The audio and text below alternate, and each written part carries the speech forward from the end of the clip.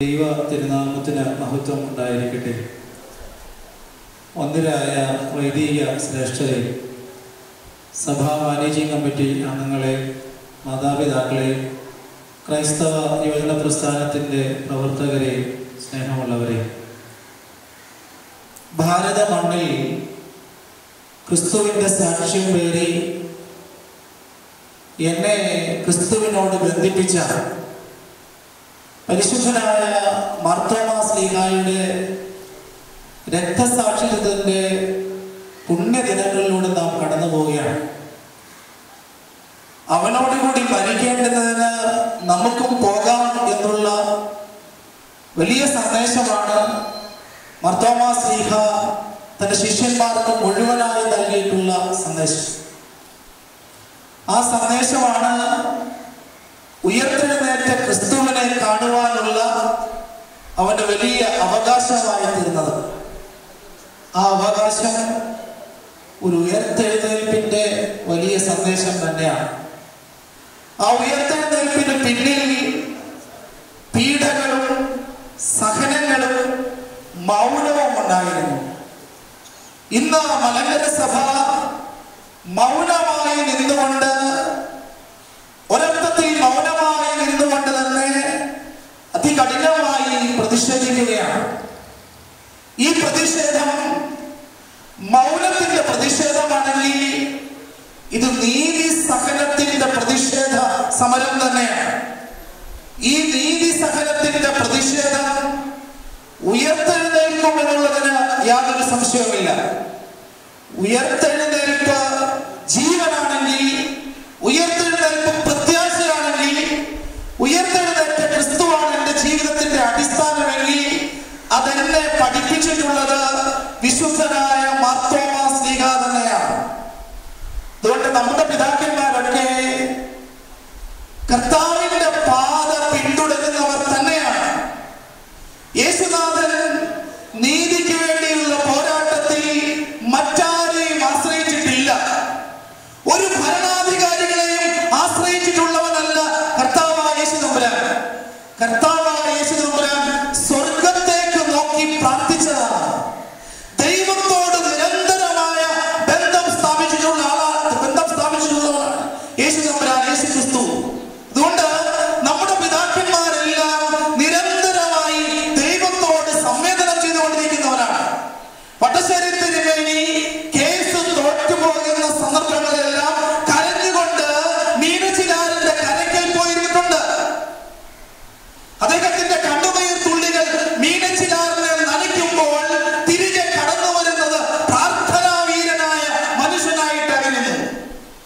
ആ പ്രാർത്ഥനാവീരനായ മനുഷ്യൻ ദൈവത്തോടുള്ള അചഞ്ചലമായ ബന്ധത്തിലൂടെ, അഭേദ്യമായ ബന്ധത്തിലൂടെ ഇന്ത്യൻ ഭരണഘടന ഉണ്ടാകുന്നതിന് നാൾക്ക് മുമ്പ് 1934 മലങ്കര സഭയ്ക്ക് സ്വതന്ത്രമായ ഒരു ഭരണഘടന ഉണ്ടാക്കിയെങ്കിൽ പരമോന്നത നീതിപീഠം വീണ്ടും വീണ്ടും വീണ്ടും ആവർത്തിച്ച് ഉറപ്പിച്ചു പ്രഖ്യാപിക്കുന്നു, ആ ഭരണഘടന മാത്രമേ നിലനിൽക്കുവാൻ പോകുന്നുള്ളൂ എന്ന് പറയുവാനുള്ള അടിസ്ഥാനം നമ്മുടെ പിതാക്കന്മാർ എന്നും ദൈവത്തോട് അചഞ്ചലമായ ബന്ധമുള്ളവരായിരുന്നു. ദൈവത്തോട് അചഞ്ചലമായ ബന്ധം കാത്തു സൂക്ഷിച്ച പരിശുദ്ധനായ പരിമല പിതാവിന്റെ കബറിനോട് ചേർന്നാണ് ഞാനും നിങ്ങളോട് ഇന്ന് നിൽക്കുന്നത്. ഇവിടെ സമൂഹത്തെ കപടതകൾ കൊണ്ട് നിറയ്ക്കുവാനായിട്ട് സമൂഹം മുഴുവൻ ശ്രമിച്ചുകൊണ്ടേയിരിക്കുകയാണ്. അത് പ്രിയപ്പെട്ട സജിയച്ചനാവും പിടിപ്പിച്ചു കൊടുത്തതുപോലെ മലർപ്പൊടിക്കാരന്റെ സ്വപ്നമാണ്. കുറച്ചു ദിവസങ്ങൾക്ക് മുമ്പ് ഒരു തിരുമേനി പ്രസംഗിച്ചു, ഞങ്ങളങ്ങ് പരിമലയിലോട്ട് വരികയാണ്, ഞങ്ങളങ്ങ് ഏലിയ കത്തീഡ്രലിലേക്ക് പോവുകയാണെന്ന്. ഇതെനിക്ക് തോന്നുന്നു സക്കായി, വിശുദ്ധനായ സക്കായി ആകുന്നതിന് മുമ്പുള്ള ചിന്തയാണ്. കാരണം അന്യായമായിട്ടുള്ള സ്വത്ത് സമ്പാദിച്ച് കൈകൾ വയ്ക്കാം. എന്നാൽ സക്കായി വിശുദ്ധനായി തീർന്നപ്പോൾ, ക്രിസ്തുവിന്റെ സാമീപ്യവും ക്രിസ്തുവിന്റെ സംസർഗവും ഉണ്ടായിക്കഴിഞ്ഞപ്പോൾ സക്കായി പറഞ്ഞത് എനിക്ക് അന്യായമായിട്ടുള്ളതൊന്നും വേണ്ട എന്നാണ്. എന്നാൽ ഇന്ന് വിഘടിത വിഭാഗത്തിലെ പിതാക്കന്മാർ പ്രസംഗിച്ചുകൊണ്ടിരിക്കുന്നത് ക്രിസ്തു പഠിപ്പിച്ചതല്ല ഈ കപടത. അന്യായമായിട്ടുള്ളതൊന്നും ഞങ്ങൾക്ക് വേണ്ട എന്ന് പറയുമ്പോൾ തിരുമേനിമാര്, വിഘടിത വിഭാഗത്തിലെ തിരുമേനിമാര് പ്രസംഗിച്ചുകൊണ്ടേയിരിക്കുകയാണ്. അന്യായമായ സ്വത്ത് സമ്പാദിക്കുവാൻ വേണ്ടി അവര് ശ്രമിച്ചുകൊണ്ടേയിരിക്കുകയാണ്. മലങ്കര സഭയുടെ ഒരു സ്വത്തും അന്യായമായി ആരുടെയും കൈവശം നേടിയിട്ടുള്ളതല്ല. വന്ദനായ സജിയ മൈലച്ചത് സൂചിപ്പിച്ചു. ഈ അടുത്ത കത്തോലിക്കനായ ഒരു മാധ്യമ നിരീക്ഷകൻ പറഞ്ഞു, സമവായ ചർച്ചകൾ നടത്തുന്നതിനെ സംബന്ധിച്ച് അദ്ദേഹം ഏഷ്യാനെറ്റ് ന്യൂസ് ചാനലിൽ ഒരു ചുട്ട മറുപടി അദ്ദേഹം നൽകുകയുണ്ടായി. ഇന്ന് ഗവൺമെന്റ് പറയുകയാണ് സമവായ ചർച്ചകൾ വേണമെന്ന്. സമവായ ചർച്ചകൾ വേണമെന്ന് പറയുമ്പോൾ കത്തോലിക്കനായ മാധ്യമ നിരീക്ഷകൻ അതിനൊരു ചുട്ട മറുപടി കൊടുത്തു. അങ്ങനെയാണെങ്കിൽ ഈ കേസിനൊന്നും പോകേണ്ട ആവശ്യമില്ലായിരുന്നല്ലോ. കേസ് തോറ്റു കഴിഞ്ഞപ്പോൾ വീണ്ടും പറയുകയാണ് ഞങ്ങൾ ചർച്ചകൾക്ക് പോകാം. ഇവിടെ മലങ്കര സഭ ഒരു ചർച്ചയ്ക്കും ആഗ്രഹിക്കുന്നില്ല. മലങ്കര സഭ ആഗ്രഹിക്കുന്നത് ഒന്നു മാത്രമേ ഉള്ളൂ. ഇന്ത്യക്ക് പരമോന്നത നീതിപീഠം ഒന്നു മാത്രമേ ഉള്ളൂ. അത് സുപ്രീം കോടതിയാണ്. സുപ്രീം കോടതിക്ക് അപ്പുറമായ ഒരു കോടതിയും ഭാരതത്തിലില്ല. അങ്ങനെയാണെങ്കിൽ സുപ്രീം കോടതിക്ക് അപ്പുറമാണോ ശ്രേഷ്ഠഭാവം?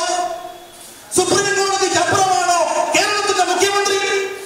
കേരളത്തിന്റെ മുഖ്യമന്ത്രിക്ക് ഇരട്ട ചങ്കല്ല, 10 ചങ്കുണ്ടായാലും 3 ചങ്കുണ്ടായാലും സുപ്രീം കോടതിയാണ് ഭാരതത്തിന്റെ പരമോന്നത നീതിപീഠം. എത്ര ചങ്കന്മാർ ഭരിച്ചാലും നാം ഇന്ന് പ്രാർത്ഥിക്കുകയാണ്, ദൈവമേ രാജഭരണത്തിലേക്ക് തിരിച്ചു പോകുവാൻ ഞങ്ങൾ ആഗ്രഹിക്കുന്നുവെന്ന്. കാരണം ഇവിടെ ജനാധിപത്യം മരിക്കുകയാണ്. ഇവിടെ ജനാധിപത്യം ഇല്ലാതാവുകയാണ്. ജനാധിപത്യം മരിച്ചു വീഴുമ്പോൾ മഹാത്മജി പൊട്ടിക്കരയുകയാണ്. സഹനത്തിന്റെ, ത്യാഗത്തിന്റെ വീര പോരാട്ടം ഗാന്ധിജി പഠിച്ചിട്ടുള്ളത് ക്രിസ്തുവിൽ നിന്നാണ്. ക്രിസ്തു വായിച്ചിട്ടുള്ളത് വിശുദ്ധ വേദപുസ്തകമാണ്. വിശുദ്ധ വേദപുസ്തകം വായിച്ചു പഠിച്ച് ക്രിസ്തു ആരെന്ന് മനസ്സിലാക്കിയ മഹാത്മജി ഭാരതത്തിൽ കാണിച്ചിരുന്നത് ത്യാഗത്തിന്റെയും സഹനത്തിന്റെയും വലിയ പോരാട്ടം തന്നെയാണ്. അതുകൊണ്ട് മലങ്കരയുടെ മക്കൾ ഒരിക്കൽ പോലും പിന്നോട്ട് പോകുന്നവരല്ല. സജിയ മൈലച്ചൻ നമുക്ക് പറ്റിയ ചില പാകപ്പിഴകളെ കുറിച്ചൊക്കെ സൂചിപ്പിച്ചു. ചില സമയത്ത് നമുക്ക് അടിപതറിപ്പോയിട്ടുണ്ട്. എന്തുകൊണ്ടാണ് അടിപതറിപ്പോകുവാനുള്ള സാഹചര്യം ഉണ്ടായത്? ക്രിസ്ത്യാനികൾ എന്നും നിഷ്കളങ്കർ തന്നെയാണ്. നിഷ്കളങ്കതയോടുകൂടി ചില കാര്യങ്ങൾ കേട്ട് നമ്മൾ കേൾക്കുവാനായിട്ടിടയായി. എവിടെ നിന്നെങ്കിലും ഒരു സഹായം നമുക്ക് ലഭിക്കുമെന്ന് അറിയാതെ ആശയുണ്ടായി, വലിയ ആശയുണ്ടായി. എന്നാൽ കബളിപ്പിക്കപ്പെട്ടു പോയി, പരിഹസിപ്പിക്കപ്പെട്ടു പോയി. എന്നാൽ നിങ്ങൾ ചിന്തിച്ചോണം, നിങ്ങൾ കബളിപ്പിച്ചത് ഇന്ത്യൻ ജനാധിപത്യത്തെയാണ്. മലങ്കര ഓർത്തഡോക്സ് സുറിയാനി സഭയല്ല കബളിപ്പിച്ചത്. നിങ്ങൾ കബളിപ്പിച്ചത് ജനാധിപത്യത്തെയാണ്. അന്യായമായി സ്വത്ത് സമ്പാദിക്കുവാനായിട്ട് ശ്രമിക്കുകയാണ്. ഇന്നും വന്നു നമ്മുടെ 1 കിലോമീറ്ററിനപ്പുറത്ത്, എനിക്ക് തോന്നുന്നു നമ്മുടെ പരിമല കടവിൽ വരെ വന്നു. എന്തിനു വേണ്ടി? അന്യായമായ സ്വത്ത് നേടുവാനൊക്കെ വേണം. എന്നിട്ട് പറയുക ഞങ്ങൾക്കൊന്നും വേണ്ട. മാധ്യമങ്ങളെ തെറ്റിദ്ധരിപ്പിക്കാൻ ശ്രമിക്കുകയാണ്. ഭരണാധികാരികളെ തെറ്റിദ്ധരിപ്പിക്കുവാൻ ശ്രമിക്കുകയാണ്. ഇതാണോ ക്രിസ്തീയത? കഴിഞ്ഞ ആഴ്ച നാം പിറവത്ത് കണ്ടു. ആത്മഹത്യ ചെയ്യുവാൻ സ്ത്രീകൾ പള്ളിയുടെ മുകളിൽ കയറിയപ്പോൾ കയറിക്കോ മണ്ണെണ്ണ ഒഴിച്ചോ എന്ന് പറഞ്ഞു കൊടുക്കുന്ന ആരാണ്? ആത്മീയ നേതാക്കന്മാരാണ്. അതല്ല മലങ്കര ഓർത്തഡോക്സ് സുറിയാനി സഭയുടെ ശ്രേഷ്ഠമായ പാരമ്പര്യവും അടിസ്ഥാനവും. പരിശുദ്ധ കാതോലിക്ക ബാബ തിരുമേനി ഇന്ന് മലങ്കര സഭയ്ക്ക് വേണ്ടി പ്രാർത്ഥനാപൂർവ്വം മലങ്കര സഭയെ നയിച്ചുകൊണ്ടിരിക്കുകയാണ്. മാസത്തിൽ 2 ദിവസം മൗനമായിരുന്നു പ്രാർത്ഥിച്ച് ഈ മലങ്കര സഭയെ പരിശുദ്ധ പിതാവ് നയിച്ചുകൊണ്ടിരിക്കുകയാണ്. അത് തന്നെയാണ് ഞങ്ങളുടെ ശക്തി. ഇന്നും പരിശുദ്ധ പിതാവ് പറയുന്ന ഒരു വലിയ കാര്യമുണ്ട്. കഴിഞ്ഞ ദിവസവും നിരടത്ത് പരിശുദ്ധ പിതാവിന്റെ പ്രസംഗത്തിൽ സൂചിപ്പിച്ചു, റോഡിൽ പോയി സമരം ചെയ്യുവാനായിട്ട് ഞങ്ങൾ ആഗ്രഹിക്കുന്നില്ല. ഞങ്ങളുടെ സമരം നീതിയുടെയും സഹനത്തിന്റെയും വലിയ പോരാട്ടം തന്നെയാണ്. ഈ നീതിയുടെയും സഹനത്തിന്റെയും പോരാട്ടം മനസ്സിലാകുന്ന അതിവിദൂര ഭാവിയിൽ ഈ മണ്ണിൽ ഉണ്ടാകാൻ പോകുന്നു. കാരണം മലങ്കര ഓർത്തഡോക്സ് സുറിയാനി സഭ ഭാരത മണ്ണിനോട് ലയിച്ച് ചേർന്ന സഭ തന്നെയാണ്. അവരെപ്പോഴും പ്രഖ്യാപിച്ചുകൊണ്ടിരിക്കുക, അമ്മയെ മറന്നാലും അന്ത്യോക്യയെ മറക്കുന്ന അന്ത്യോക്യ ഉണ്ടോ, സിറിയ ഉണ്ടോ, ഈ പിതാവ് എവിടാണെന്ന് പോലും അറിയത്തില്ല. പരിശുദ്ധ സഭ എന്നും പാരമ്പര്യത്തോട് ചേർത്ത് പിടിക്കുന്ന സഭ തന്നെയാണ്. ആ പാരമ്പര്യം പരിശുദ്ധനായ മാർത്തോമാ ശ്ലീഹായുടെ പാരമ്പര്യം തന്നെയാണ്. പരിശുദ്ധനായ മാർത്തോമാ ശ്ലീഹ ഭാരതത്തിൽ വന്നില്ലായിരുന്നെങ്കിൽ ഞാൻ ക്രിസ്തുവിനെ അറിയുകയില്ലായിരുന്നു. പരിശുദ്ധനായ മാർത്തോമാ ശ്ലീഹ ഭാരതത്തിൽ വന്നില്ലായിരുന്നെങ്കിൽ ഞാൻ പരിശുദ്ധയായ കന്യക മറിയാം അമ്മയെ അറിയുകയില്ലായിരുന്നു. അതെല്ലാം എന്റെ നെഞ്ചോട് ചേർത്ത് പിടിച്ച് ഞാൻ ഇന്നും ആരാധിക്കുകയാണ് എന്റെ കർത്താവും എന്റെ ദൈവവുമേ എന്ന്. അതുകൊണ്ട് നാം ഇവിടെ വിശുദ്ധനായ പരിമല കൊച്ചുതിരുമേനിയുടെ പരിപാവനമായ ഖബറിനോട് ചേർന്ന് നിൽക്കുന്നുവെങ്കിൽ അതൊരു വലിയ ആരാധനയായി, അത് വലിയ ആരാധനയായി, മുടക്കം കൂടാത്ത ആരാധനയായി ദൈവസന്നിധി എന്നും അലയൊലിക്കുന്ന ശബ്ദമായി തന്നെ നിലനിൽക്കട്ടെ എന്റെ കർത്താവും എന്റെ ദൈവവുമേ എന്ന്. ഇന്ന് മലങ്കര സഭയിലെ ക്രൈസ്തവ യുവജന പ്രസ്ഥാനത്തിന്റെ പ്രവർത്തകർ യാതൊരു മുന്നറിയിപ്പുമില്ലാതെയാണ് ഇവിടെ കടന്നു വന്നിട്ടുള്ളത്. പ്രത്യേകിച്ച് വടക്കൻ പ്രദേശങ്ങളിൽ നമ്മുടെ മക്കൾ അനുഭവിക്കുന്ന ത്യാഗമുണ്ട്. ഇന്ന് എനിക്ക് ഞായറാഴ്ച ഈ പ്രദേശത്തുള്ള ഒരു ദേവാലയത്തിൽ ആരാധനയ്ക്ക് പോകുവാനായിട്ട് യാതൊരു തടസ്സവുമില്ലായിരുന്നു. എന്നാൽ വടക്കൻ പ്രദേശത്ത് ആരാധനയ്ക്കായിട്ട് ഒരു ക്രൈസ്തവ ഓർത്തഡോക്സുകാരൻ പോകുമ്പോൾ അവൻ ആരാധനയ്ക്ക് പോകുമ്പോഴാണ് അവനെ തടയുവാനായിട്ട് ചെല്ലുന്നത്. ഒരു ഞായറാഴ്ച ആരാധനയെ സംബന്ധിക്കാതിരുന്നാൽ എനിക്കുണ്ടാകുന്ന വേദന എത്രമാത്രമാണ്. നമ്മൾ ഒന്ന് ചിന്തിക്കണം. വടക്കുള്ള നമ്മുടെ ജനങ്ങൾ എത്രമാത്രം അതിവേദനകളിലൂടെ ഭാരങ്ങളിലൂടെ കടന്നു പോവുകയാണ്. അവർക്ക് നമ്മുടെ കൈകൾ നീട്ടിക്കൊടുക്കാം. അവരുടെ ത്യാഗത്തിന്, അവരുടെ സഹനത്തിന് 26 മണിക്കൂറാണ് ഒരു റമ്പാച്ചൻ ഒറ്റയാൾ പോരാട്ടം നടത്തിയത്. എത്ര പേരാണ് അദ്ദേഹത്തെ പ്രതിരോധിക്കാൻ വന്നത്? പക്ഷെ അദ്ദേഹം ഒറ്റയാൾ മതി. ആ ചങ്കൂറ്റത്തിന്റെ മുമ്പിൽ ആരും അടിപതറുകയില്ല. ഞാൻ പറയാൻ ആഗ്രഹിക്കുകയാണ്, നമുക്ക് ഒരുമിച്ച് അദ്ദേഹത്തിന്റെ ദൃഢനിശ്ചയത്തിന്റെ മുമ്പിൽ പ്രണാമം അർപ്പിക്കാം. ഏത് വലിയ കൊടുങ്കാറ്റ് വന്നാലും അതിനെ അതിജീവിക്കുവാൻ അദ്ദേഹത്തിന് ലഭിച്ച വലിയ ശക്തി നമ്മുടെ പിതാക്കന്മാരുടെ വലിയ പ്രാർത്ഥന തന്നെയാണ്. അതുകൊണ്ട് ഈ സംഗമം പ്രതിഷേധത്തിന്റെ കൊടുങ്കാറ്റായി ആഞ്ഞടിക്കട്ടെ.